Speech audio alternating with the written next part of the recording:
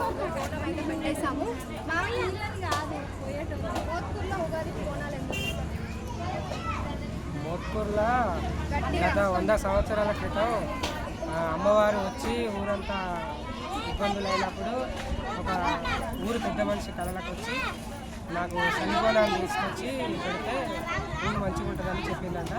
దాని ప్రకారం అప్పటి నుంచి మా తాతల కాలం నుంచి సాయంత్రం నైట్ బోనాలు ఉండి మార్నింగ్ పూజించుకొని మంచిగా తిని తాగి అందరూ చాలా హ్యాపీగా సంతోషంగా వచ్చి అమ్మవారికి బోనాలు పెడుతూ ఈ బోనాలతో పాటు బళ్ళు ఐస్ క్రీమ్ ఇంద్రపాలెం ముత్యాలమ్మ, ఈమె అక్కడ చిరుకట్ట ముత్యాలమ్మ, మళ్ళీ కొండపురం ముత్యాలమ్మ, అక్కడ ఆరగూడెం దగ్గర ఇక్కడ నలుగురు ఉంటారు.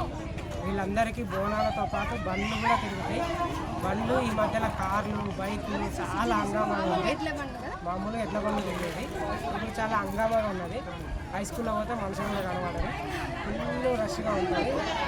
ప్రతి సంవత్సరం ఉగాది రోజు 12 గంటల నుంచి 3 గంటల దాకా ఒక చాలా కోలాహలంగా ఉంటుంది. ఓలింగ అనే నామస్మరణతో చాలా ఆనందంగా చేసుకుంటారు.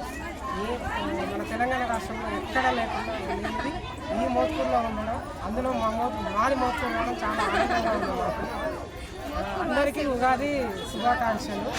విశ్వనామ సంవత్సర ఉగాది శుభాకాంక్షలతో పాటు మా ముత్యాలమ్మ తల్లి ఆశీస్సులు అందరికీ ఉండాలని కోరుకుంటూ, మా మోత్కూరుతో పాటు తెలంగాణను కూడా చల్లగా చూడాలని కోరుకుంటూ